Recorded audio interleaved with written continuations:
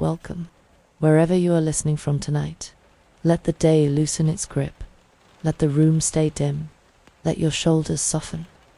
There is nothing you need to do right now, nothing you need to solve, and nothing you need to stay awake for. This story will be told slowly, and you can rest at any point. Tonight's episode is a true crime case that has remained debated for years. A young life lost inside an ordinary school day. A discovery that raised immediate questions. And an investigation that left behind disagreement, uncertainty, and lasting grief. This is the story of the mysterious death of Kendrick Johnson.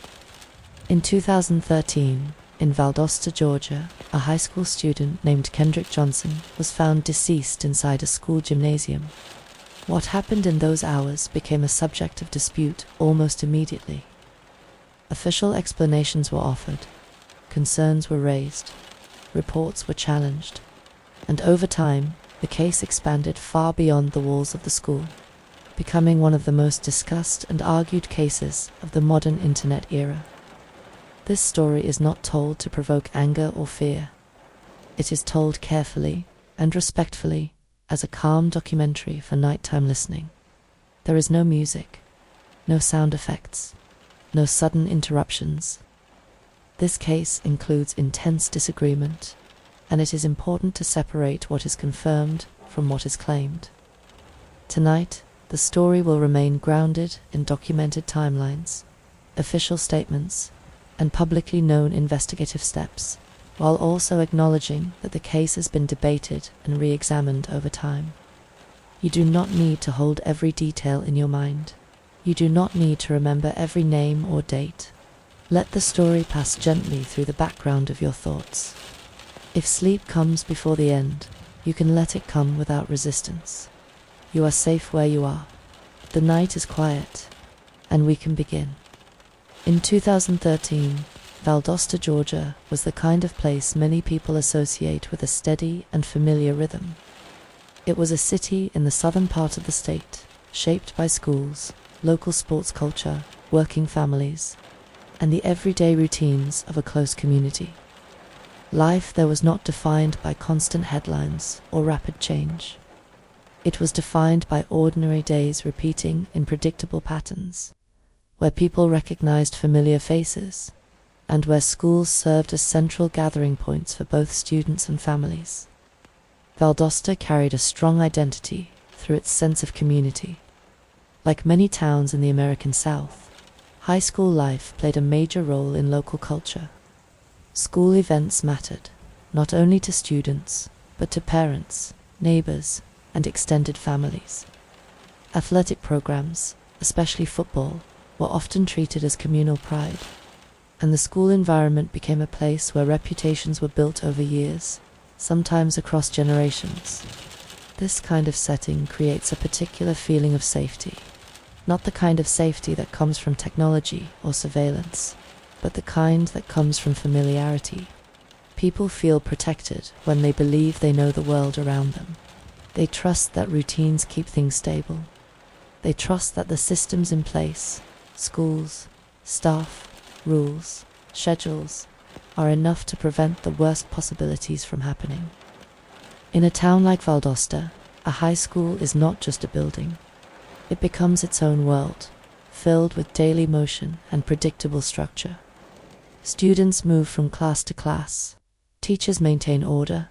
Hallways fill and empty on schedule. Gymnasiums host physical education classes, practices, games, and assemblies. Everything is timed, planned, and repeated so often that it becomes automatic, a routine people stop thinking about because it feels permanent. The year 2013 was also a time when the culture of true crime and public investigation was changing rapidly. Social media and online forums were growing in influence, and the public had more access than ever to news updates, documents, and personal opinions. When something happened, especially something confusing or tragic, it could spread quickly beyond its original location. A local event could become national conversation in a matter of days, sometimes hours. That shift mattered.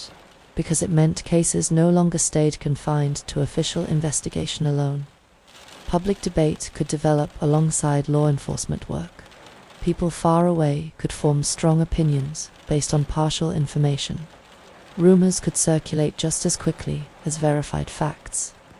In complex cases, this created a second layer of reality, an online reality that sometimes shaped public perception as strongly as the legal process did. Inside Valdosta High School, the daily environment continued as it always had. Students attended classes, navigated friendships, and focused on the normal priorities of teenage life.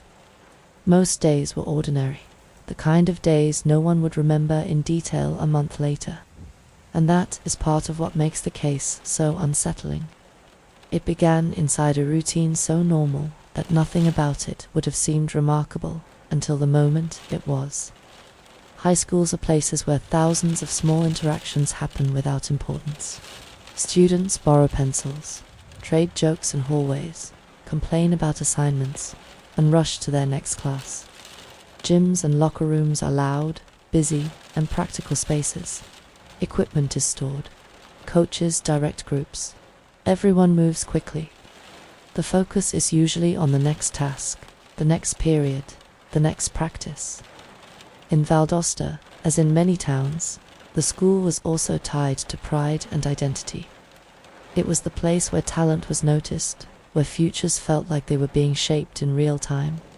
This made the community's relationship with the school especially personal. When something goes wrong inside a place like that, it does not feel distant. It feels intimate. It feels like it happened in the center of the town's heart. This environment forms the backdrop for the story of Kendrick Johnson, a student moving through an ordinary school day in a town where people expected the school to be safe, the routines to be stable, and the day to end the way every school day usually ends. The reason it matters to begin here is because the story did not start in darkness. It started in daylight. It started inside a familiar system. It started in a place where people assumed safety without thinking, because nothing had ever required them to imagine otherwise. And when tragedy happens in a setting like that, the questions that follow become louder. People do not only ask what happened, they ask how it could happen there. They ask how something so serious could occur in a place so ordinary, without being seen, without being stopped, without being understood immediately. Valdosta in 2013 was not prepared for a story like this. It was a community that would soon find itself at the center of national attention, surrounded by grief, uncertainty, and years of debate. A case that would not settle quickly.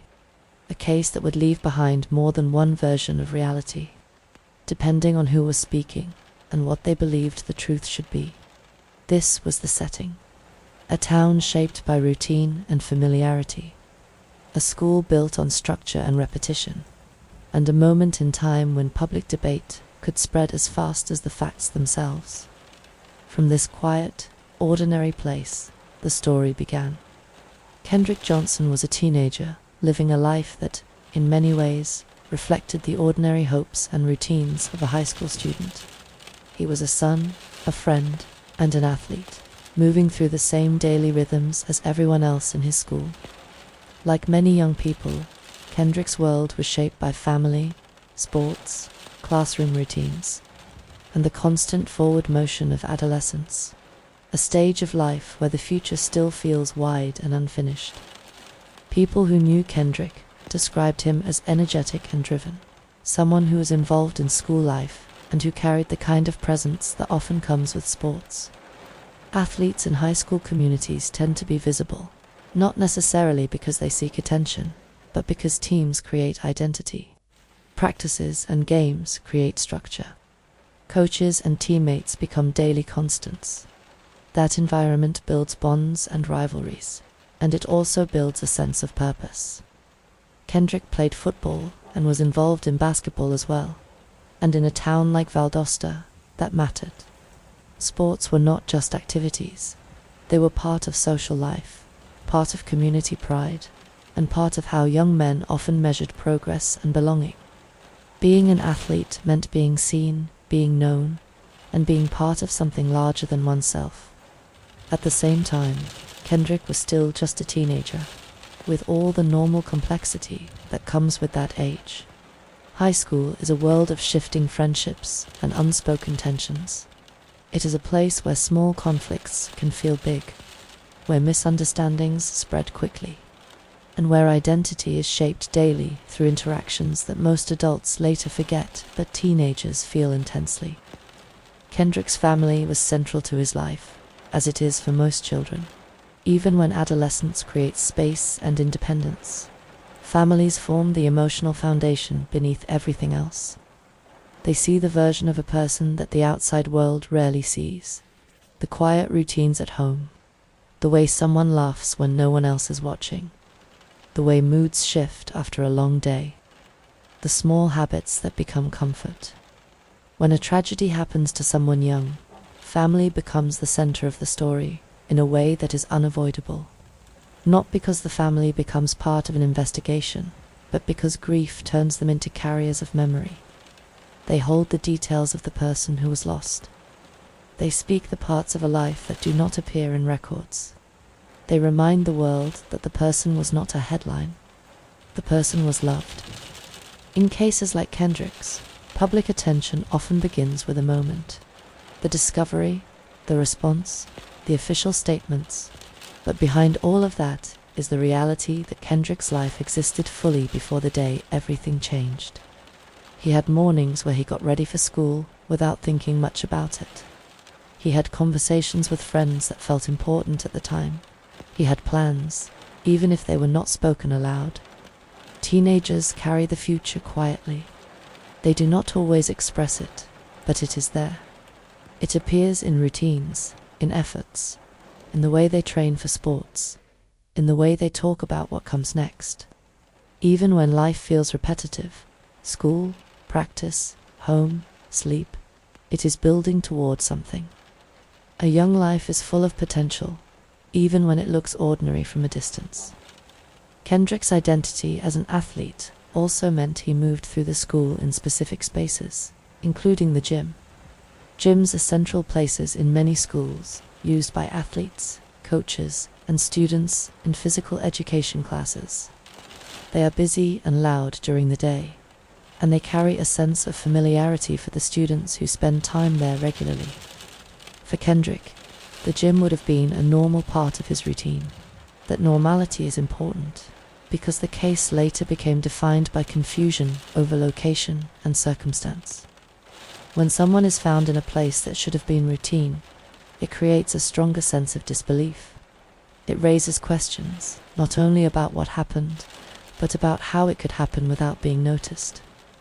Kendrick was not a stranger, drifting through the school unnoticed. He was part of the environment. He belonged there. He was known.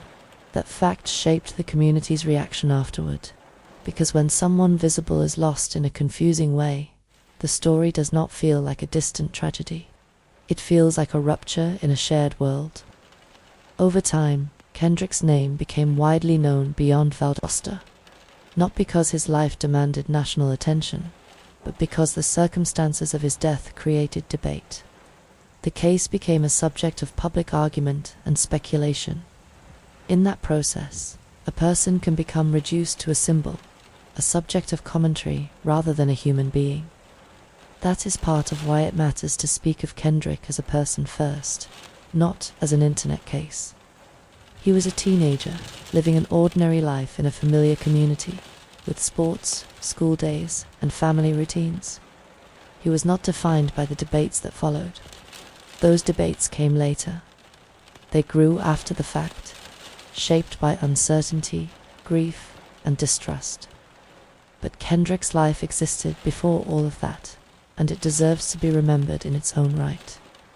The story that follows will move into the final day, the place where the case begins to shift from ordinary to tragic. But this chapter stands as a reminder that Kendrick was not a mystery. He was not a controversy. He was a young person moving through the same world as everyone else, expecting his day to continue normally.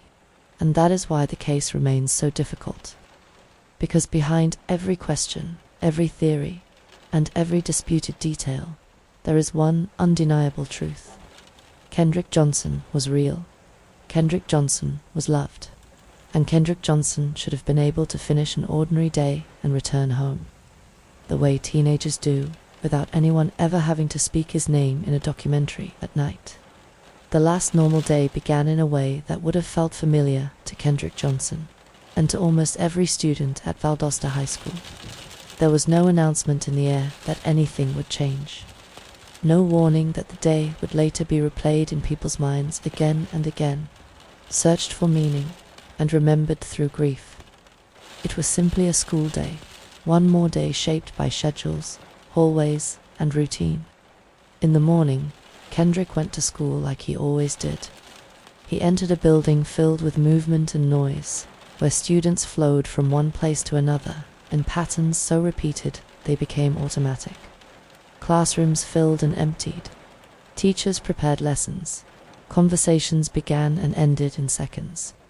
The day moved forward with the steady pace of a familiar environment. High school life has a particular kind of energy. It is busy, but not focused. People are always moving, but not always noticing. Teenagers pass each other constantly, and yet many moments disappear instantly, forgotten by the time the next period begins. This is part of what makes later timelines so difficult. A school holds thousands of small interactions each day, and most of them leave no trace. Kendrick's day was part of that rhythm. At some point during the school day, there were moments that placed him in and around the gym area. Gymnasiums and large schools are multi-purpose spaces. They host physical education classes, sports practices, equipment storage, and general student traffic. They are not silent places, and they are not hidden places. They are places students enter and leave without thinking. For athletes and active students, the gym is as normal as a hallway. On that day, the gym area contained a set of rolled wrestling mats. These mats were stored upright, standing in a vertical position. This detail is important because it became one of the central physical elements of the case. In many schools, equipment storage is handled casually. Mats are rolled, stacked, moved, stored in corners or against walls. They are heavy and awkward, and students often interact with them in informal ways. One widely discussed detail in the case is that students sometimes stored personal items in or near these rolled mats. Gym lockers can be limited. Personal belongings are often left in temporary places. In busy school environments, students create their own habits for managing items, and those habits can become normal, even if they are not officially approved. As the day continued, Kendrick was reported to have been looking for a particular pair of gym shoes that had been left behind. In a setting like a school gym, this would not have been unusual. Students forget things. Shoes, clothing, bags, and equipment move around. Sometimes items are borrowed. Sometimes they are misplaced. Sometimes they are stored where it seems convenient and later forgotten. If Kendrick was indeed searching for shoes that day, it would have felt like a small problem, the kind of minor inconvenience that happens constantly in school life. It would not have felt like the beginning of anything serious. It would have felt like an ordinary moment inside an ordinary day. A teenager trying to retrieve something before moving on to the next part of the day.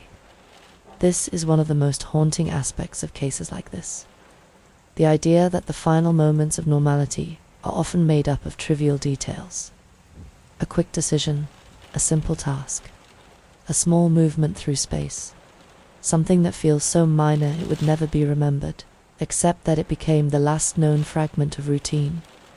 As the hours passed, Kendrick did not return home. At first, this absence may not have been immediately alarming. Teenagers sometimes stay late at school. They attend practice. They talk with friends. They get rides home at different times. Families do not always panic the moment a child is not where expected, because everyday life often includes delays and changes. But as time continued, concern grew. When Kendrick's family realized he was missing, The day began to shift from normal routine into confusion and fear. This is the moment many families remember with painful clarity. The transition from assuming everything is fine to realizing something is wrong. That transition is not sudden. It builds slowly. It begins with waiting, then turns into calls, questions, and rising anxiety. At the school, teachers and staff may have assumed Kendrick had left as usual. In a large school, it is easy for someone to disappear into the crowd at the end of the day without being noticed, unless there is a specific reason to track a student's departure. Schools often do not have a clear record of exactly when someone walked out the door. The gym area, meanwhile, would have been closing into its quieter afternoon routine. Students moved on to other classes. Staff shifted attention to the next tasks. Athletic spaces prepared for after-school activities. In that constant motion, small details could easily be missed. The last normal day is called normal, not because it was simple, but because nothing seemed extraordinary at the time. Kendrick was not known to be in distress. There was no public alarm during the school day. There was no immediate emergency response in the moment. The day continued as if it would end the way it always ended, with students going home, teachers packing up, and the building slowly emptying. But somewhere within that routine, the normal rhythm broke, and the break was not seen in real time. It was only recognized afterward, once Kendrick was no longer present to complete the day the way he should have. This is the moment the case becomes difficult to hold, because it centers on the idea that something serious happened, during a window of time when everyone else was carrying on as usual. That is what makes cases inside schools feel especially unsettling. People assume schools are structured, monitored spaces. They assume the flow of time is controlled through bells, supervision, and routine. They assume that if something goes wrong, it will be noticed immediately. But schools are also crowded and complex environments. They are places where visibility can be deceptive. A person can be surrounded by others and still go unnoticed. A person can be nearby and yet unseen. A person can be missing for hours before anyone understands the significance of that absence. As Kendrick's last normal day moved toward its end, the truth had already shifted beneath the surface of routine. People were still moving through their day, unaware that something irreversible had already happened. The school remained active, filled with normal life, even as Kendrick did not return. And when the discovery finally came, it would turn this ordinary day into a day that would never stop being examined, questioned, and replayed. The last normal day ended without Kendrick, and the search for understanding began. The old gym at Valdosta High School was not the kind of place most people would think about for long. In a school, gyms are functional spaces. They are loud, practical, and familiar. Students pass through them without noticing details. Teachers and coaches focus on schedules, equipment, and activity. A gym is not meant to feel mysterious. It is meant to feel ordinary. But in Kendrick Johnson's case, the old gym became one of the most important locations in the story, because it was where the discovery was made and where many questions began. The more investigators and the public tried to understand what happened, the more the physical environment of the gym came into focus, not as background, but as evidence. The gym itself was a space with multiple purposes. It hosted physical education, sports activities, and storage. Like many older gymnasiums, it was built for durability, not visibility. It had large open areas, high ceilings, and spaces where equipment could be placed out of the way. Some parts of a gym are constantly in use, while others exist almost like forgotten corners, only interacted with when needed. In the old gym, one detail became central: the rolled-up wrestling mats. These mats were thick, heavy, and stored upright, positioned vertically rather than laid flat. This is not unusual in school gyms, where storage space is limited. Rolling mats and standing them up allows staff to clear floor space quickly. It also makes them easier to move later, at least in theory, even if they remain difficult and awkward objects. A rolled mat, when standing upright, becomes something more than equipment. It becomes a narrow vertical tube, not perfectly hollow, but with an open center created by the way it is rolled. The opening is not wide like a doorway. It is tight. It is enclosed. It is surrounded by dense material, and that material absorbs sound and light. This structure matters because it is not an intuitive space for danger. It is not a room. It is not a closet. It is not a hidden corner designed to conceal something. It is a piece of equipment, something students see all the time, something that belongs to ordinary life at a school. And that is why it became so difficult to understand, because the idea that something could happen there, in a gym, in the middle of a school day, inside a piece of equipment, feels almost unreal. It creates a kind of mental resistance. People hear it and immediately struggle to picture it. They ask how, they ask why, they ask what could possibly lead to such a moment. The gym's atmosphere also changes depending on the time of day. During class periods and practices, it can be busy and loud, filled with movement, whistles, and voices. But between activities, gyms can become strangely quiet. They hold stillness in a way classrooms do not. They are large open spaces that can feel empty once the sound is gone, with echoes and distance between walls. The old gym, specifically, was a place that may not have been as actively used as other newer areas, depending on schedules and school operations at the time. Older sections of buildings sometimes become quieter, less monitored, and less present in the daily attention of staff. They remain part of the campus, but they are not always part of the central flow. This is what makes the old gym important for understanding vulnerability, not because it was inherently unsafe, but because spaces that are less actively monitored can become places where unusual things go unseen for longer. In the discussion of Kendrick's case, one commonly mentioned detail is that students sometimes placed belongings in or near the rolled mats. This has been described as a practice born out of convenience, not malice. A student might tuck shoes into a spot because it felt temporary, because it seemed out of the way, or because there was no better option. In schools, students often create habits that staff may not notice or may not prioritize correcting.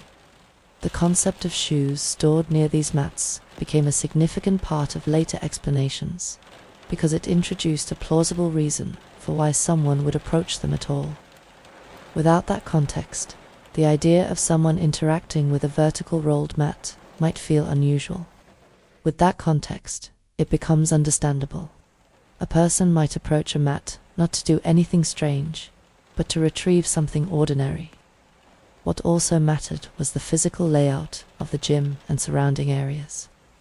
Investigators looked at doors, access points, and the way people moved through the building. They considered whether the old gym was isolated from main traffic at certain times. They considered whether students could enter and leave without drawing attention. They considered whether staff presence in the area was consistent or occasional. This is the type of analysis that often becomes central in cases where there are no direct witnesses. If no one saw the key moment, the location becomes the closest thing to a witness. The environment becomes the storyteller. It reveals what was possible. It reveals what was difficult. It reveals what would have been noticeable and what could have been missed. The old gym, therefore, became both a place of evidence and a place of dispute.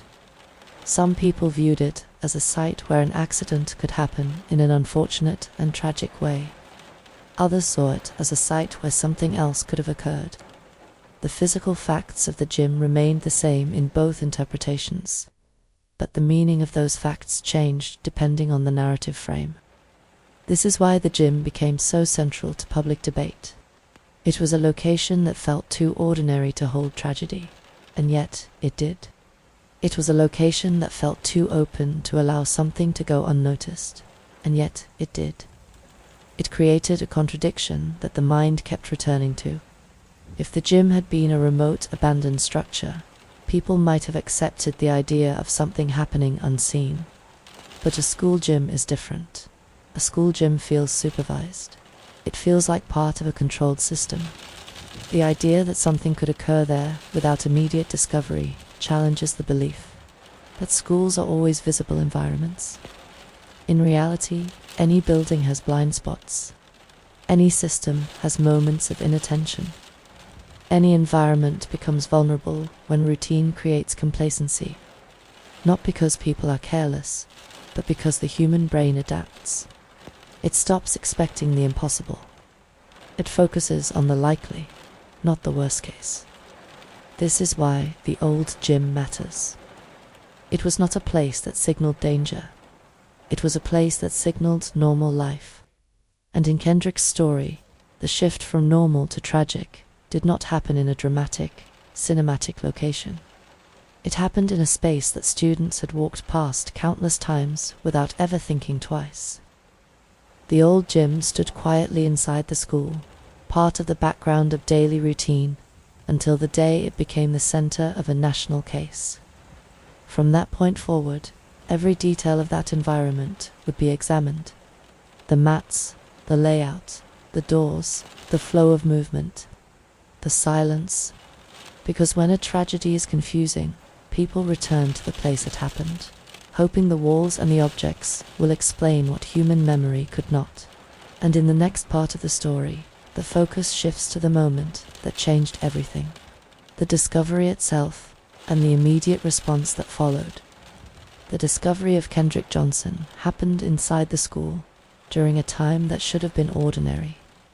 A school day is built on repetition, and because of that repetition, the mind expects everything to remain stable. People do not walk through hallways expecting tragedy. They expect noise, class schedules, and routine. That is why the discovery felt so unreal to the people who first encountered it, because it appeared in a place where no one expected something like this to exist. At some point, Kendrick's absence began to take shape as a problem. When a teenager does not come home, there is often a period of waiting before the situation becomes urgent.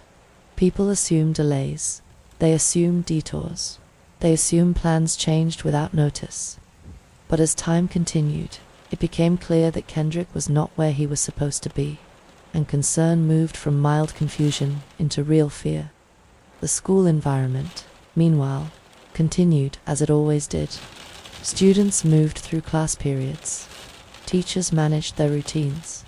The building remained full of ordinary motion, and within that motion, the old gym remained part of the background, not a place most people were actively focused on unless they had a reason to be there. When the old gym came into attention, it was because someone noticed something unusual involving the wrestling mats. These large, rolled mats were stored upright, standing in a way that made them easy to keep out of the way. They were not an uncommon sight in school gyms. Most people passed them without looking closely. They were simply equipment. But on this day, the mats became something else. They became the center of a discovery that would change the case instantly. The moment of discovery did not arrive with warning. It arrived with sudden recognition, a shift from not knowing to realizing that something was very wrong. In these moments, the body responds before the mind has fully processed. There is shock, disbelief, a quick rush of instinct. People call for help without fully understanding what they have found. The first response was immediate. School staff were alerted, and soon the situation moved beyond school personnel into emergency response. The building that had been filled with regular school activity began to take on a different atmosphere. Even without loud announcements, people sense when something serious is happening. Students notice adults moving quickly. They notice tension in voices. They notice when normal routines pause. Emergency services were called, and the school became the scene of a crisis. For staff and responders, the priority in the earliest moments was to understand what had happened and to respond as quickly as possible. In any case like this, early decisions are shaped by urgency rather than clarity. There is no time to debate. there is only action, and then afterward, the slow attempt to reconstruct how everything unfolded. When Kendrick was found, the shock of the location became part of the case immediately.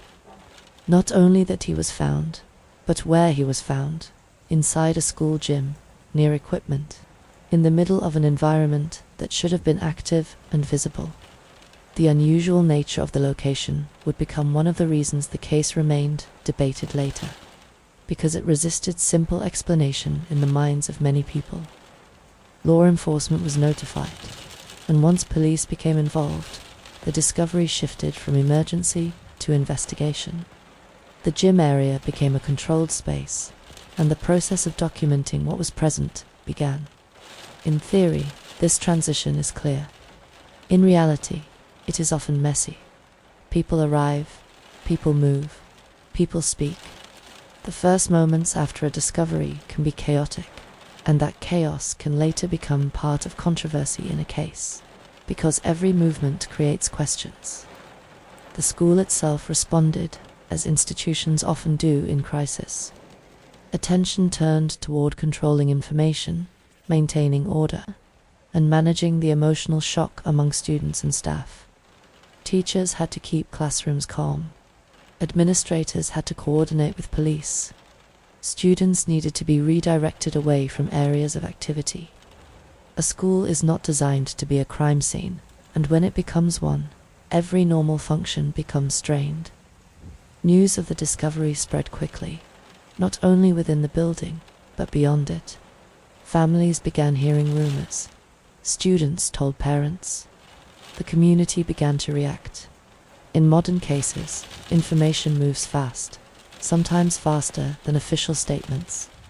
This creates an immediate gap where people fill silence with speculation, because they need to make sense of something that feels senseless. For Kendrick's family, the discovery was the beginning of a different kind of reality, one built on shock and grief. This is the point where the story stops being a question of a missing teenager and becomes something final. The moment a missing person case turns into a death investigation is a moment no family can ever forget, because it changes hope into something else. Inside the investigation, the discovery created a central question immediately. How did this happen? The location did not allow easy assumptions. A person cannot simply disappear inside a school without raising the possibility of accident, negligence, or something deliberate. The discovery forced investigators to determine which of those possibilities fit the evidence best. The scene became the foundation for everything that followed. It was documented, it was examined, it was debated. The way Kendrick was found, the location, the surroundings, and the condition of the area became part of the story that would later split into competing interpretations. From this point forward, the case would not remain quiet. It would expand. It would move beyond Valdosta, beyond the school, beyond local investigation. It would become a case shaped by official statements, family questions, public debate, and years of dispute. But all of it began here, inside the old gym. In a moment when ordinary routine was interrupted by something that did not belong there. The discovery did not bring answers. It brought shock, and it began a search for explanation that would last for years. After the discovery, the case moved quickly into its first official phase, the stage where authorities attempt to explain what happened based on the earliest information available. In any sudden death investigation, the first days carry enormous weight. People want answers immediately, and institutions feel pressure to provide them. But early conclusions are often made in a landscape of incomplete facts, limited time, and intense public emotion. In Kendrick Johnson's case, the initial findings began with what investigators could observe at the scene, and what they could reconstruct through the school's routines. The location, the old gym, and the rolled mats were central to these first interpretations. The official explanation would eventually focus on the idea that Kendrick's death was the result of an accident, a tragic and unintended outcome connected to the environment and the circumstances of that day. According to the official narrative that formed early on, Kendrick had likely been trying to retrieve a pair of shoes that had been placed inside or near one of the upright rolled mats. In this explanation, the action was practical and ordinary. A teenager looking for something familiar, something small, something forgotten. In that sense, the proposed sequence of events began not with danger or intention, but with a routine decision. The official theory suggested that Kendrick entered the opening of the rolled mat while reaching for shoes and became trapped in a position that prevented escape. Over time, this explanation became the foundation for the claim that the death was accidental, often described as positional or accidental asphyxia, a situation in which the body's position makes it difficult to breathe and difficult to free oneself. To many people, this explanation felt plausible in a narrow technical sense. Equipment like rolled mats can be heavy and restrictive. The opening is tight. The interior space is enclosed. If someone became stuck, it could quickly become dangerous. In a quiet area of a gym, a person could potentially remain unnoticed longer than expected, especially if no one had immediate reason to check that specific piece of equipment. But to many others, the explanation felt difficult to emotionally accept. The mind resists imagining that such a tragic outcome could happen inside a school during the day. People often expect accidents to have some visible warning, a fall, a shout, a moment someone noticed. When an accident is silent and unseen, it creates disbelief, even if it is technically possible. As law enforcement and medical investigators continued their early work, the case moved into the process of official determination. Initial statements pointed toward the conclusion that Kendrick's death was not the result of a homicide. This was one of the most significant moments in the story, because once an official explanation is established, it shapes every step that follows. It influences investigative direction, public perception, and the emotional experience of the family. In the early stages, investigators also examined the broader context. They looked at whether there were signs of forced entry, signs of struggle, or indications that another person had been involved. In any death investigation, the presence or absence of such indicators plays a major role in how a case is classified. If evidence suggests a crime, the investigation expands in one direction. If evidence suggests accident, it narrows quickly. The official interpretation of the scene contributed to the accident classification. The gym environment, the mat structure, and the absence of immediately obvious indications of violence supported the position that this was a tragic accident, rather than a deliberate act. At the same time, official explanations rarely settle a community instantly, especially when the case involves a young person and unusual circumstances. Even when authorities provide an answer, people often continue asking questions, not because they distrust automatically, but because the story is difficult to believe. It does not fit expectations. It feels like a puzzle piece from another type of world.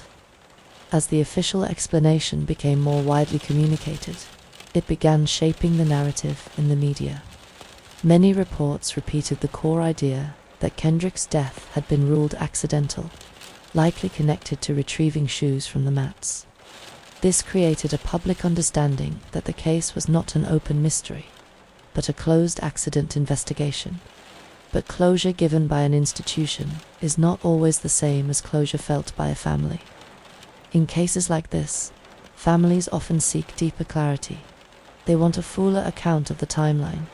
They want confirmation of every detail. They want to understand how such an event could happen without someone noticing.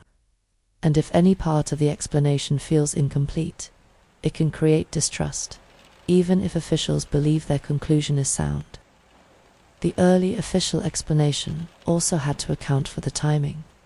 Questions emerged about when Kendrick was last seen, how long he could have been in the gym area without being noticed, and what the school's routines were during that period. Schools are busy, but they also have blind spots. The old gym may not have been a constant area of supervision. The idea that someone could remain unseen for hours is uncomfortable, but not impossible in a large building with multiple rooms and shifting schedules. As the official conclusion took shape, it also began defining what evidence would be considered important. If the case was viewed as accidental, the investigation would focus on confirming that accident rather than building a homicide case. This is not necessarily negligence. It is simply how investigative resources are allocated. The direction of a case is shaped by the classification it receives. The official explanation, therefore, became a turning point. It was the moment when institutions began treating the case as closed in one sense, while the public and the family remained emotionally unable to accept that closure so easily. In the background of this early stage, one truth remained constant. A teenager had died in a setting that should have been safe. That fact alone would have been enough to keep the story present in community memory. But the unusual nature of the location and the quietness of the event made it even harder for people to move on. Even when an official explanation exists, questions can survive. How did no one hear anything? How did the timing unfold? How long was Kendrick unnoticed? Could the environment have allowed it? Could something else have happened? These questions did not necessarily contradict the official narrative. They existed alongside it, because families and communities need more than a conclusion. They need a story that feels complete. They need to understand the path from normality to tragedy. In Kendrick's case, the official explanation formed a clear framework early on, but it did not close the emotional reality of the story. It created a beginning point for the next stage, the stage where the family began raising concerns, seeking deeper answers, and challenging what the official findings had declared. And it is there, in that growing gap between institutional conclusion and personal belief, that the case began to expand into years of dispute, reinvestigation, and national attention. After the initial findings were presented, the story did not settle into quiet acceptance. Instead, it entered a new phase, one that is often the most emotionally intense in cases like this. The family's concerns began to rise, not as a sudden decision, but as a natural response to grief colliding with uncertainty. When a loved one is gone, especially someone young, families do not only want to hear what officials believe happened, they want to understand it. They want the details to make sense. They want the explanation to fit the reality of the person they knew. For Kendrick Johnson's family, the official conclusion that the death was accidental did not provide the closure it may have been intended to provide. Instead, it created questions that felt impossible to ignore. The circumstances were unusual, and unusual circumstances tend to produce doubt. Not always because the official explanation is wrong, but because the mind struggles to accept that such a strange outcome could happen without warning, without witnesses, and inside a place as familiar as a school.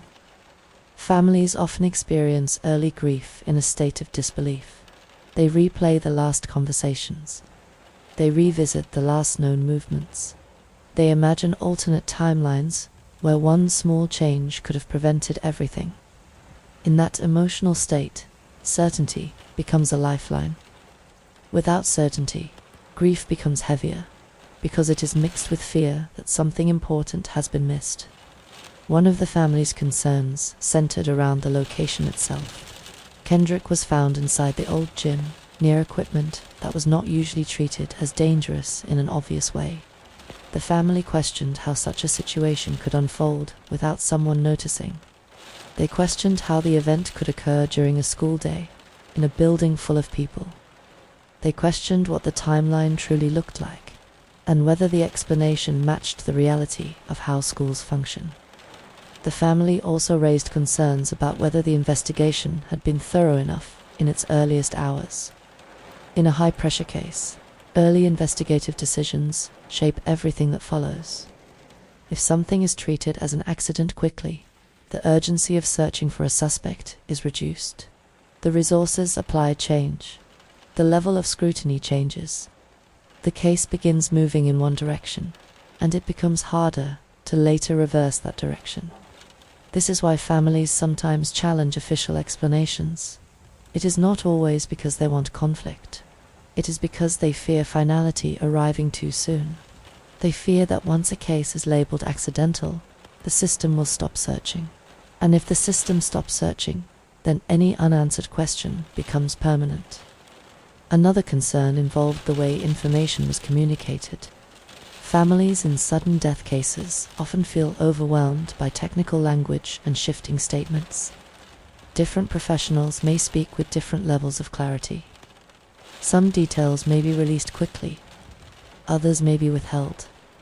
The family is left trying to build an understanding while emotions are still raw. When trust begins to weaken, the situation changes completely. A family no longer feels supported by the investigative process. Instead, they begin to feel as if they must fight for answers. That fight becomes part of the grief. It becomes part of the story. It becomes a second burden carried alongside loss. In Kendrick's case, the family's questions grew into public concern. The story did not remain private. It became discussed widely, and the debate surrounding it became intense. The family called for deeper investigation and raised the possibility that Kendrick's death may not have been accidental. This belief became a defining element of the case, shaping public reaction and shaping how people viewed everything that followed. When families pursue independent review, it is often because they feel the original explanation does not fully account for what they see as inconsistencies. They may consult outside experts. They may seek second opinions. They may pursue legal action. This does not always mean officials were wrong, but it reflects the reality that grief can make unresolved questions feel unbearable. As the family's concerns gained traction, the case entered a new kind of space, one that exists between law and public opinion. It became a case argued not only in official documents, but in conversations, in communities, and online. People formed strong opinions. Some supported the family's belief that something more had happened. Others supported the official conclusion and believed the case had been misunderstood through emotion.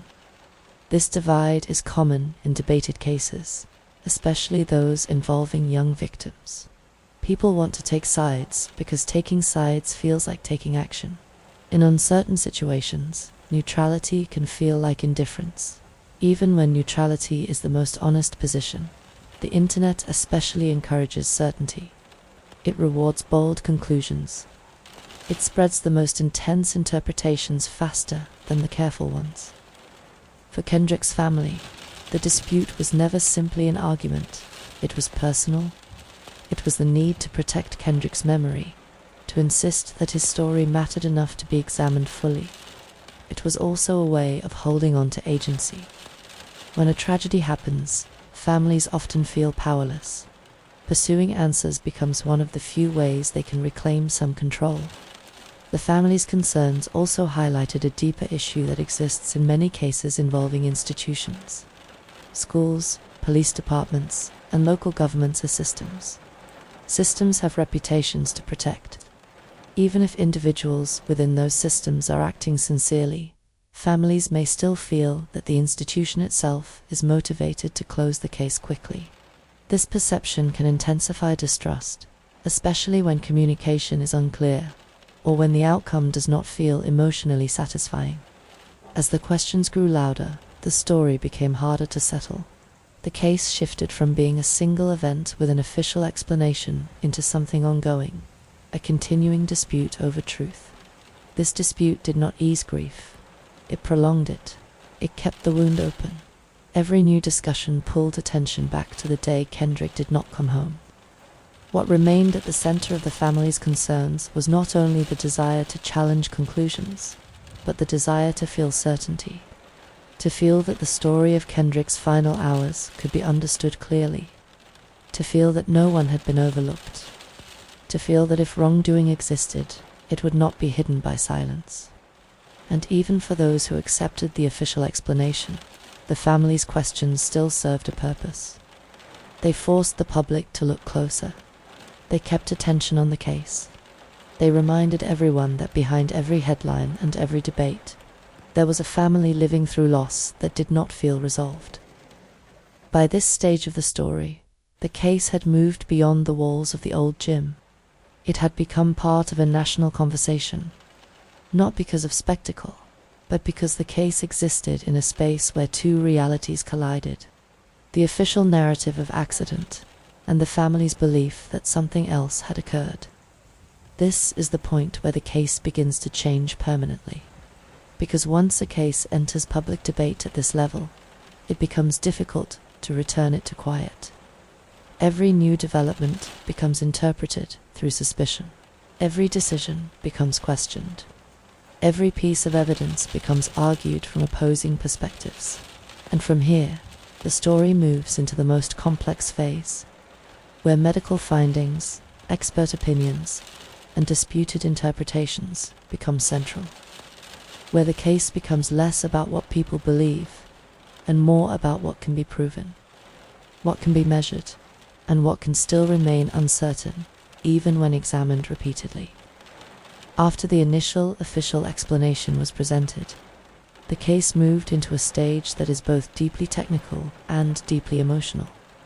This was the stage where medical findings became central, where reports were examined line by line, and where disagreement shifted from general questions into specific disputes.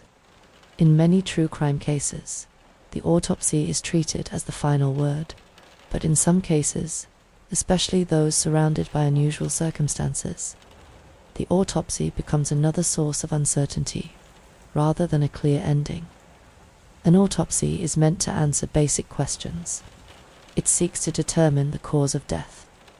It examines the body for injuries, disease, or other factors that might explain what happened.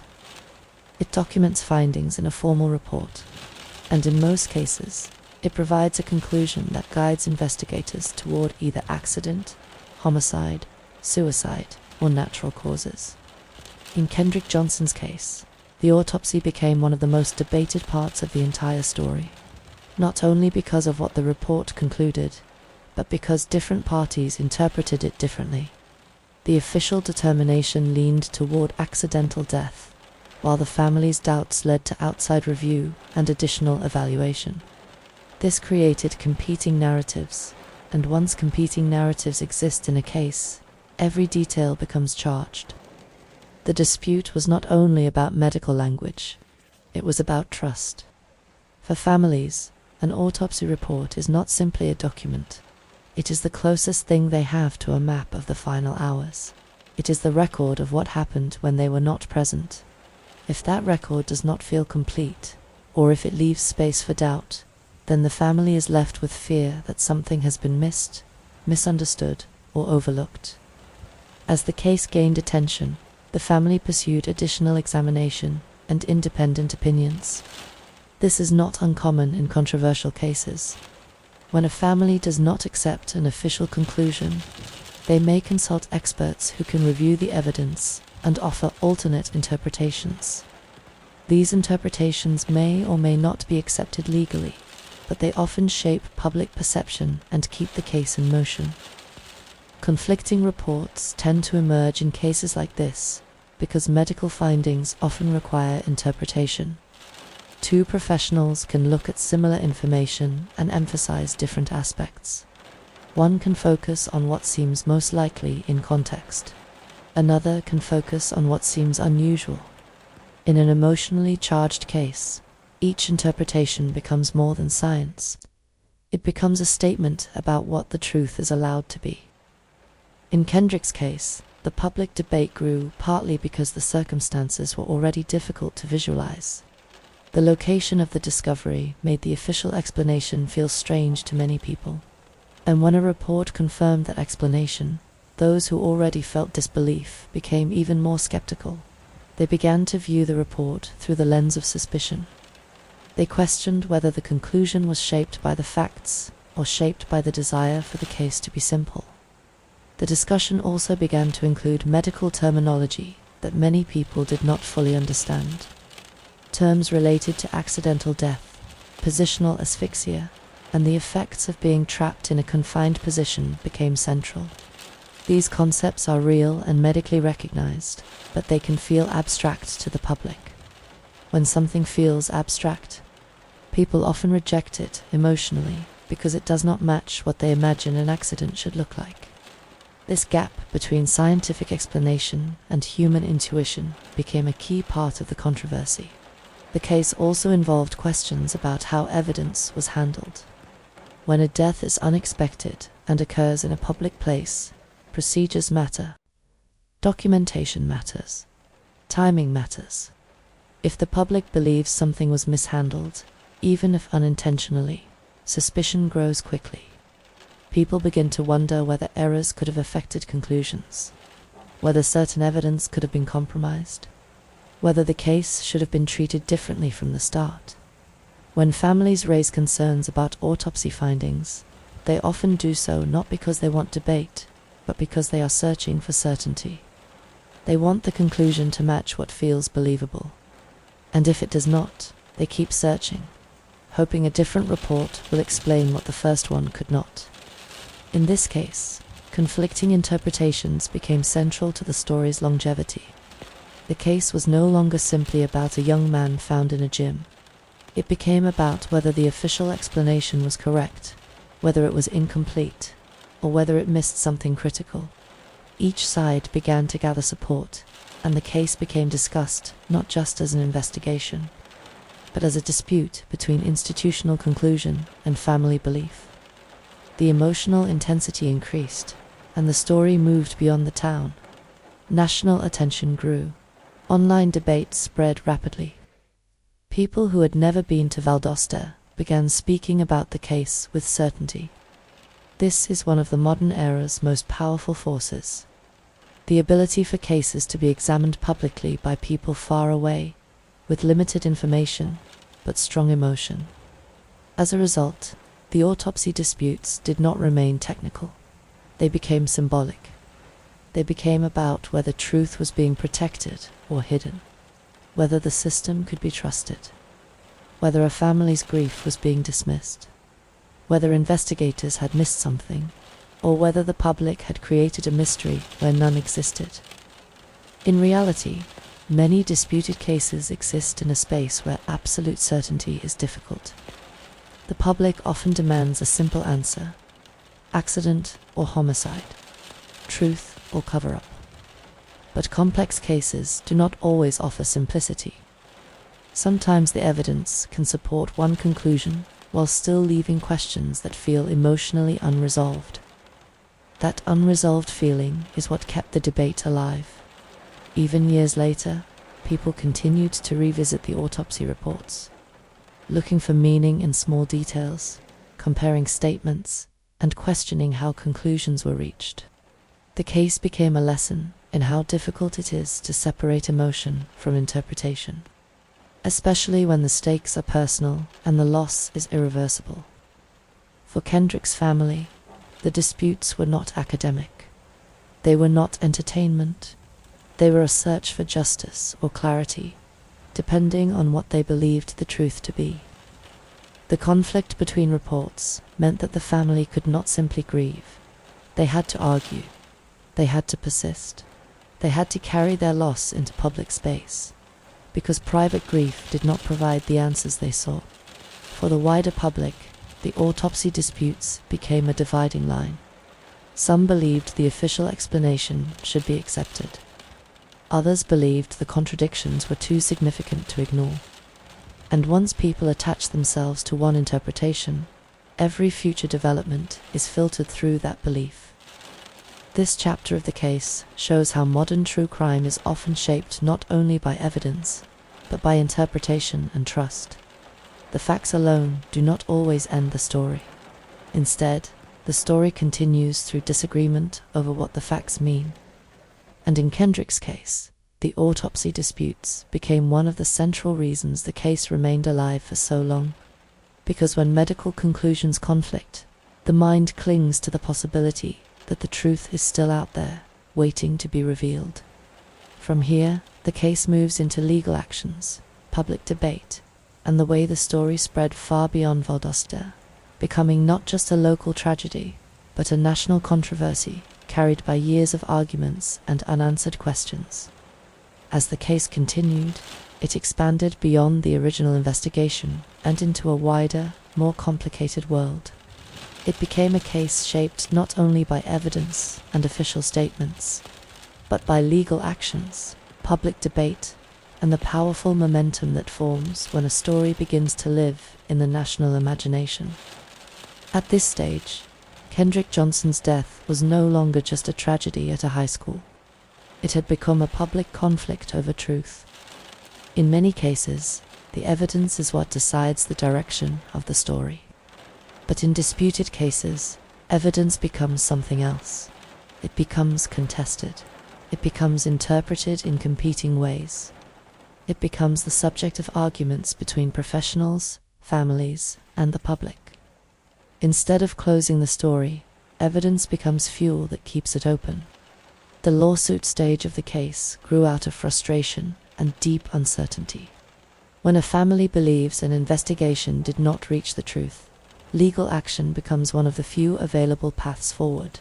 A lawsuit is not only about financial outcomes, it can also be an attempt to force disclosure, to demand deeper review, to push the system into continued attention when the official case has already moved toward closure. As legal actions progressed, the case entered a different kind of spotlight. Court filings and legal claims brought new information into public view, sometimes in ways that felt more direct than media reports. Documents became searchable, statements became shareable, and the story became accessible to people far beyond the local community. At the same time, the legal system operates differently from public conversation. In court, claims require support and procedure. Timelines must be argued carefully. The burden of proof becomes central. But in the public sphere, especially online, the burden of proof often disappears. People do not wait for outcomes. They form conclusions quickly, sometimes based on partial information, emotional reaction, or what feels believable. This is how public debate begins to overshadow official process. In Kendrick's case, internet conversation became one of the most defining forces. Videos, posts, and commentary spread quickly. People analyzed the case as though they were investigators. Some believed strongly that Kendrick's death was accidental. Others believed just as strongly that it was the result of foul play. Each side gathered supporting details, and the case became divided into opposing narratives. Once a case becomes divided like this, it stops being only about facts. It becomes about identity and belief. People attach their values to the conclusion they support. Some view the official explanation as an example of institutional failure or corruption. Others view the alternative theories as an example of misinformation and emotional distortion. The debate becomes intense because it is not only about Kendrick. It becomes about what people believe the system is capable of. Meanwhile, the evidence remained complicated. The physical environment of the gym, the wrestling mats, and the timeline created room for interpretation. Those who believed in an accident explanation pointed to the plausibility of a tragic mistake involving retrieving items. Those who believed in foul play questioned how such an accident could occur without being noticed and argued that the circumstances felt too unusual to accept without doubt. In cases like this, even small uncertainties become magnified. A gap in a timeline, a missing detail, a procedural decision made early on. Each becomes a symbol of either wrongdoing or ordinary imperfection, depending on who is looking at it. Lawsuits and public debate also created a cycle that kept the story alive. Each new development became news. Each new news report created more discussion. Each discussion created more pressure, and that pressure encouraged further investigation attempts, further review, further response from authorities and institutions. One of the most difficult aspects of this stage is that it can distort grief. Families who are seeking answers become public figures. Their mourning becomes public argument. Their pain becomes content for strangers. Even when people support them, the exposure itself can be exhausting. It forces them to exist in a constant state of explanation, always repeating why they believe what they believe, always defending their desire for clarity. On the other side, officials and institutions also become defensive. When an investigation is publicly challenged, agencies often respond with statements meant to reinforce their conclusions. This can deepen tension, because each statement is interpreted not as information, but as strategy. People begin to believe that every public communication has a hidden motive. The case also drew attention from media outlets that specialize in unresolved or controversial stories. Public fascination grew because the case was not simple. It had conflict. It had debate. It had uncertainty. In modern true crime culture, cases like this spread faster than cases with clear conclusions, because the audience is invited into the mystery, rather than presented with an ending. As the debate intensified, the case became surrounded by rumors. Some were based on misunderstanding, some were based on incomplete information, some were simply invented. And once rumors enter a case, they are difficult to remove, because the internet does not forget easily. A false claim can live forever beside a true one. And for people encountering the case for the first time, the difference becomes difficult to see. This is why the public debate became such a significant part of Kendrick Johnson's legacy. It was not simply that the case was complicated. It was that the modern world amplified that complication. Every interpretation found an audience. Every accusation found a platform. The case became a storm of certainty without consensus. The legal actions continued through this environment of pressure, but they did not provide the clean resolution many people hoped for. Legal systems move slowly. They require standards. They reject speculation. They demand documentation. And when a case is built on disputed interpretation rather than definitive proof, the legal process does not always deliver the kind of ending that the public expects. For some, the lawsuits represented a fight for justice. For others, they represented a painful extension of tragedy. Either way, they reinforced the truth that this case was no longer confined to one day inside a school. It had become an ongoing conflict over what the truth was, and whether the truth would ever be agreed upon.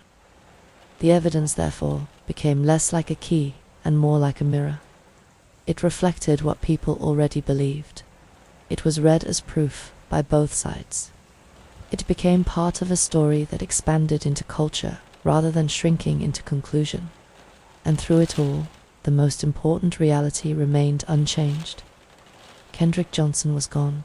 A family was grieving. A community was divided. And the case continued to exist not as a closed file, but as a living debate, shaped by evidence, lawsuits, and the unstoppable force of public attention. In the next chapter, the focus turns toward reinvestigation and federal review, the official attempts that came later to re-examine the case, reassess conclusions, and address the continuing questions that refused to fade. As the case continued to draw attention and debate, it entered a stage that many controversial investigations eventually reach. The stage where the original conclusions are revisited, not quietly, but under pressure. When a case remains disputed for years, it creates a public demand for re-examination. And sometimes that demand becomes too loud for institutions to ignore. Reinvestigation, in that sense, becomes both an investigative act and a response to ongoing uncertainty. Reinvestigation is not the same as starting over. It is more like returning to a locked room with a new flashlight. The walls are the same, the objects are the same. The original timeline is still there, but the people examining it may be different. The tools may be different, and the questions may be sharper. The goal is not to rewrite the story for comfort. The goal is to determine whether the original conclusions still stand when placed under renewed scrutiny. In Kendrick Johnson's case, reinvestigation became part of the public narrative because so many people remained unsatisfied with the official explanation. The family continued to push for deeper review. The case remained discussed nationally, and over time, the pressure created an environment where additional official attention became almost inevitable. When a case receives renewed review, investigators often begin by revisiting the timeline. They examine what is known, what is assumed, and what is missing. They look at the last confirmed sightings, the time windows, the school schedules, and the movement patterns that would have existed on that day. In a school setting, time is marked by bells, classes, and predictable routines, but the spaces in between can still be difficult to track. People move quickly. Students are not documented minute by minute. Blind spots exist, even in structured environments. Reinvestigation also involves examining evidence, handling, and procedural decisions. This is an uncomfortable part of many cases because it forces institutions to look back at their own actions. In the early hours of any sudden death, responders make decisions quickly. They act under stress. They prioritize the immediate crisis over long-term preservation. Later, review may ask whether certain procedures were followed perfectly, whether evidence was documented consistently, and whether early assumptions shaped the direction too strongly. In debated cases, these questions become emotionally charged. Supporters of the official explanation view procedural review as confirmation that the system did its job. Supporters of alternate theories often view procedural gaps as proof that the case was mishandled or misrepresented. The same facts can be interpreted in opposite ways, depending on belief. As the years passed, higher levels of review entered the story. When people refer to federal review, they often imagine a dramatic intervention that will uncover hidden truth. In reality, federal review tends to be careful, methodical, and limited by what can be proven. Federal agencies do not operate on rumor. They require evidence that meets legal thresholds. They examine whether civil rights violations occurred, whether crimes were covered up, and whether there is actionable information that justifies further steps. This difference between public expectation and institutional reality is important. People often expect reinvestigation to produce a final answer, but reinvestigation can also confirm the original conclusion, even if controversy remains. It can return a case to the same place it started, not because the search was not real, but because the evidence does not allow a different outcome. Reinvestigations may involve interviewing individuals again, comparing earlier statements, and looking for contradictions that only become visible over time. Sometimes, years later, people remember details differently. Sometimes they reveal information they withheld at first. Sometimes the emotional pressure of a case changes what people are willing to say publicly. But memory also fades. Timelines blur. What once felt clear becomes uncertain. Investigators also consider whether new forensic methods can contribute. Modern forensic science offers tools that were not widely available in earlier decades. But in a 2013 case, the gap is not as large as it would be in older historical investigations. Still, advancements in analysis, documentation, and reconstruction can sometimes add clarity. Evidence that was once inconclusive may become more interpretable under modern review, depending on what was preserved and how it was stored. However, reinvestigation has limits that the public does not always accept. If a key moment has no witnesses, it may remain unknowable. If certain evidence does not exist, it cannot be created later. If the scene was not preserved in a way that allows definitive reconstruction, uncertainty can survive permanently. In Kendrick's case, the debates surrounding reinvestigation also reflected the deeper divide in trust. Some believed that additional review was essential because the truth had been missed. Others believed that repeated review would not change the conclusion and only prolonged the pain. Both positions can exist at once. A family's desire for answers is real, and the system's limitations are also real. The federal review stage also brought renewed public attention. Each mention of additional agency involvement created new waves of discussion. People returned to the case as if it were happening again in real time. Old arguments resurfaced. New rumors formed. The case remained alive in a way few cases do, continually refreshed by controversy. For Kendrick's family, reinvestigation offered hope, even if that hope was cautious. When families seek review, they often do so knowing that the outcome may not change, but believing that the effort itself matters, that the story deserves continued attention, that the investigation should be thorough enough to withstand time. For officials, reinvestigation often exists as a balancing act. They must acknowledge public concern without validating speculation. They must review evidence without allowing the process to become shaped by internet pressure. They must operate within legal standards, even when the public demands emotional closure. In the end, reinvestigation and federal review did not transform the case into a widely accepted conclusion.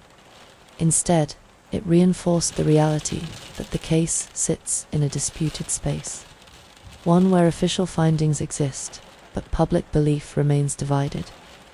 It showed how difficult it is to close a case when the emotional demand for certainty is stronger than the evidence available to deliver it. The internet era changed true crime in a way that no institution fully anticipated. It reshaped how stories spread, how people form opinions, and how cases live in public memory long after official investigations end.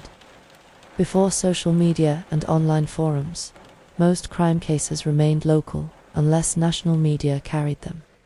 Information moved through newspapers, television reports, and official statements. The public discussed cases, but those discussions were limited by distance and access. By 2013, that world had already changed. Cases could spread beyond their communities within hours. Videos could go viral. Documents could be shared instantly. Opinions could be amplified, repeated, and hardened into certainty. And once a case entered the internet era, it no longer belonged only to investigators and families. It belonged to strangers, communities, and endless conversation, where rumor and reality often traveled at the same speed. Kendrick Johnson's case became one of the clearest examples of this shift. It was already a sensitive story, a teenager dying in an unusual place under confusing circumstances.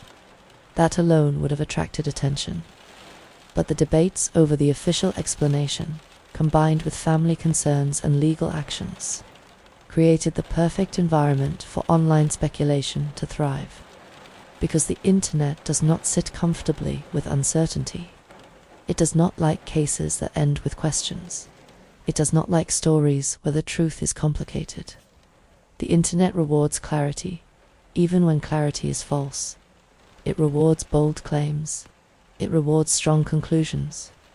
It rewards the feeling of knowing, even when the evidence does not support that feeling. As the case spread online, multiple narratives formed quickly. One narrative followed the official explanation, describing the death as a tragic accident. Another narrative insisted that the circumstances were too unusual to accept as accidental, and argued that foul play must have been involved. Each side gathered supporting details, and each side rejected information that weakened its position. What made this especially powerful was that many people encountering the case online did not see the full timeline.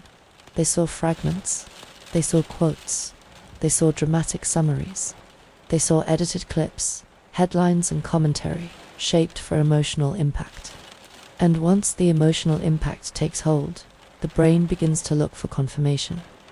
It searches for details that support its first impression, and it ignores details that complicate it.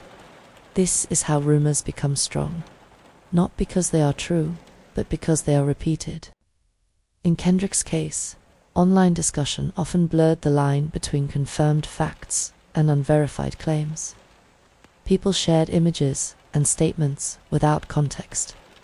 They repeated allegations as if they were established evidence. They interpreted silence from authorities as proof of a cover-up. They interpreted legal outcomes as proof of corruption. The case became less about careful examination and more about choosing a side. One of the most difficult parts of internet-era true crime is that misinformation does not look like misinformation. It often looks confident. It is presented with certainty, strong language, and emotional urgency. It is shared by people who believe they are helping. It becomes part of a story that feels complete, even if it is built on missing pieces. Meanwhile, reality moves more slowly. Reality is procedural. It requires evidence. It requires documentation. It requires standards. Official findings and investigations are imperfect, but they are constrained by what can be proven. The internet has no such constraint. It can build an entire story out of implication, suspicion, and emotion. As time went on, Kendrick's case became layered with claims that could not always be verified. Some were misunderstandings of medical information. Some were distortions of what officials had said. Some were simply rumors that grew because people needed the case to have a clear villain. And when people need a villain, they often create one, whether or not reality supports it. This led to a strange kind of dual existence. On paper, the case had official conclusions and documented reviews. In public conversation, the case existed as a mystery that many people believed had been solved in their minds, even without legal confirmation. This split created tension that never resolved, because the internet does not accept official closure when its audience believes closure is false. The internet also changed the emotional experience of the family. For a grieving family, public attention can feel like support at first. It can feel like the world cares. It can feel like the story will not be forgotten. But over time, constant attention can become exhausting. Every new post becomes a reminder of loss. Every argument becomes a public replay of tragedy. Every rumor becomes something the family must face, whether it is true or not. In cases like this, families often find themselves trapped between two pressures: the pressure to keep fighting for answers, and the pressure of being a public symbol for strangers who want the story to continue. True crime audiences can be compassionate, but they can also be consuming. They want updates. They want developments. They want the mystery to remain alive, because mysteries hold attention. But for the people living inside the story, attention is not entertainment. It is weight. The internet era also affected how institutions responded. When public pressure grows, officials sometimes issue statements meant to calm controversy. But in distrustful environments, every statement is interpreted as strategy. Silence becomes suspicious. Speaking becomes suspicious. Any response is viewed through the assumption that something is being hidden. This creates a loop that is difficult to break. The more people distrust, the more they interpret everything as evidence of wrongdoing. And the more they interpret everything that way, the harder it becomes for truth to be accepted, even if it is proven. It is also important to understand that internet-era cases become ecosystems. They develop communities, commentators, and content creators who return to the same case repeatedly. Each retelling reshapes the story slightly. Each retelling emphasizes different details. Over time, the case becomes a mythic version of itself, where people remember the drama of the debate more than the documented facts. In Kendrick's case, this effect was strong. Because the story was already emotionally intense, it became easy to turn it into a narrative of conspiracy, cover-up, or absolute certainty on one side or the other. But reality rarely functions in absolutes. Reality is often messy. It is often unsatisfying. It often fails to give perfect answers. This is the painful truth behind rumor versus reality. Rumor is clean. Rumor is confident. Rumor is emotionally satisfying. Reality is slow. Reality is complicated. Reality often leaves questions behind. The internet, however, does not reward complexity. It rewards simplicity and emotion. And that is why Kendrick Johnson's case remains one of the most debated. Not only because of what happened, but because the internet amplified the uncertainty until it became part of the case itself. In the end, the internet era did not clarify the story. It multiplied it. It created a version of the case where different groups lived in different realities, each convinced that the truth was obvious, each rejecting the other's conclusion as ignorance or deception. And while debate continued, the most important truth remained unchanged. A young life was lost, a family grieved, and a community carried the weight. The quiet legacy of Kendrick Johnson's case is not found in one conclusion, because the case did not settle into a conclusion that everyone accepted. It is found in what remained after the headlines, after the court filings, after the online arguments, and after the repeated attempts to revisit the story. It is found in the way a community changed, in the way trust shifted, and in the way grief continued long after public attention moved on to something else. When a young person dies suddenly, the first impact is immediate and personal. A family is left in shock. Friends are left confused. Teachers and classmates are left trying to understand how someone who was present one day can be gone the next. But when the circumstances of that death are debated, the grief does not stay private. It becomes entangled with conflict.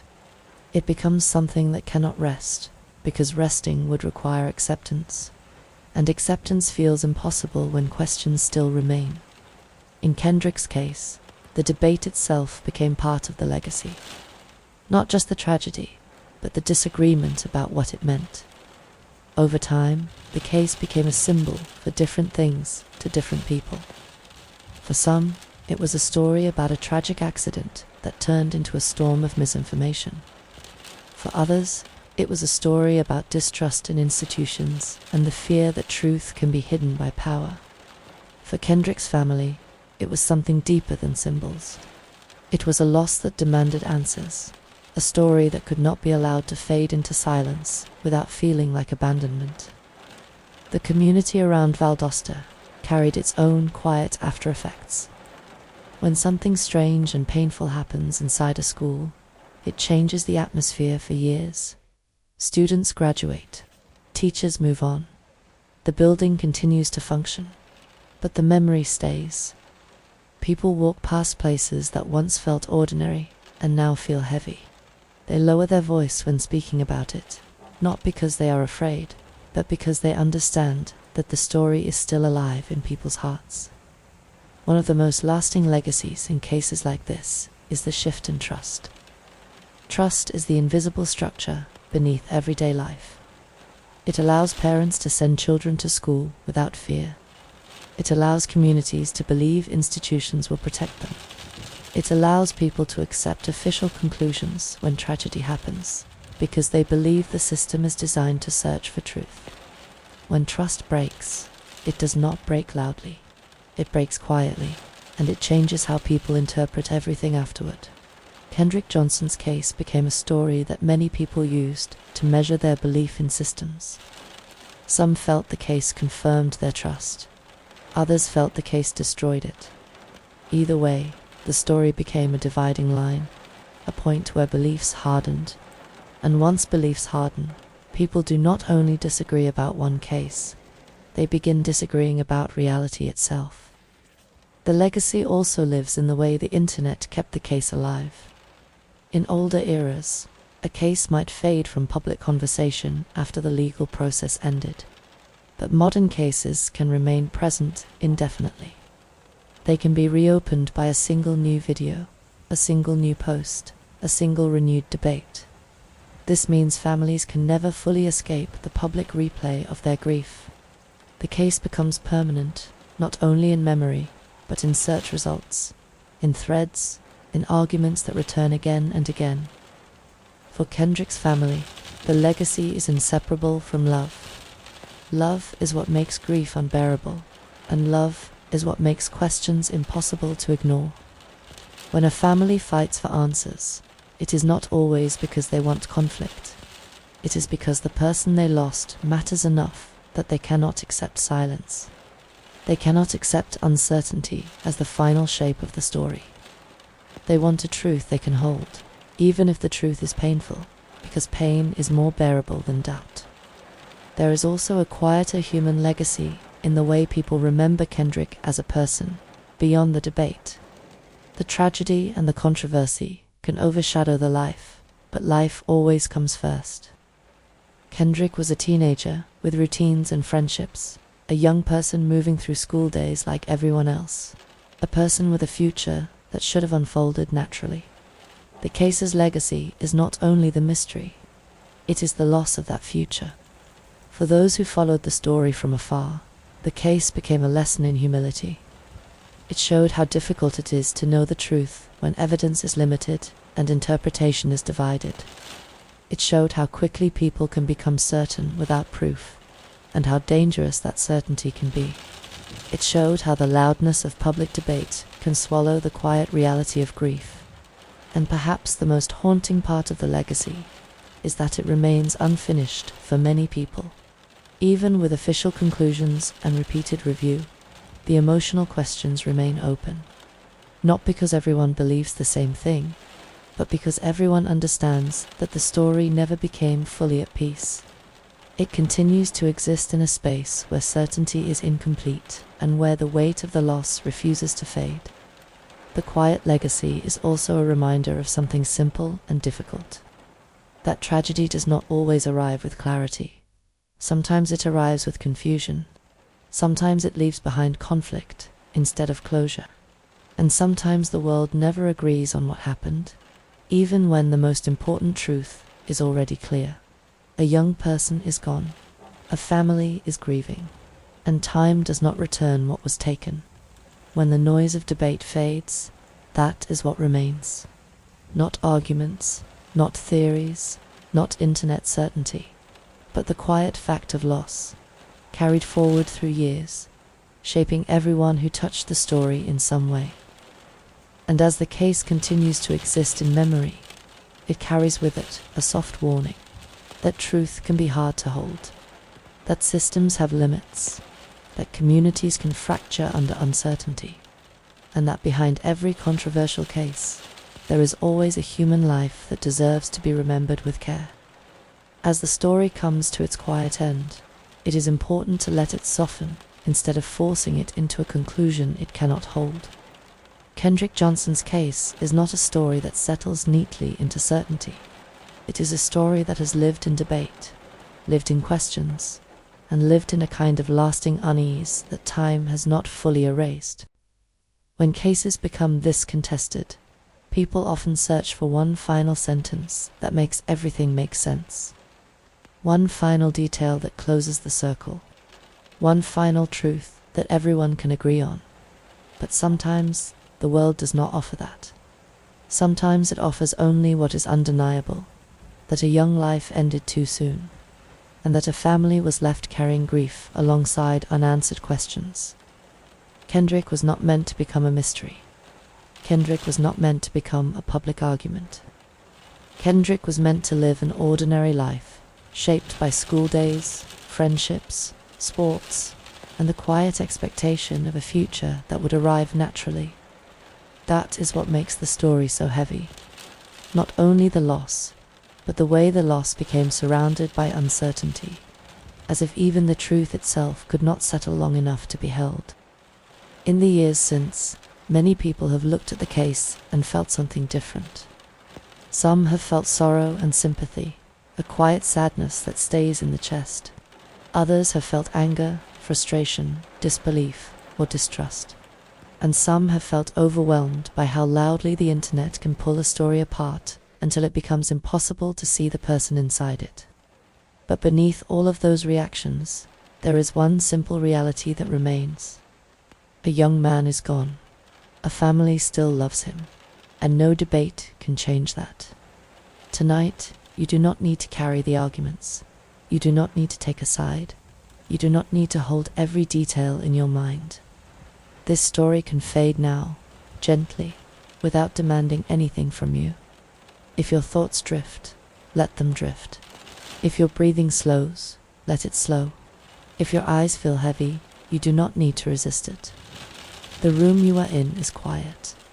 The night outside is steady, and the world can wait until morning. Cases like this remind us how fragile ordinary life can be, how a normal day can become a turning point without warning, and how the mind, when it cannot find answers, continues searching long after the moment has passed. But sleep does not need answers. Sleep only needs calm, so let the details blur at the edges. Let the names become distant. Let the timeline dissolve into quiet. You can place this story down now, as if setting something heavy on the ground and stepping away. You are safe where you are. Nothing is asked of you now, and the night is allowed to be peaceful. Good night.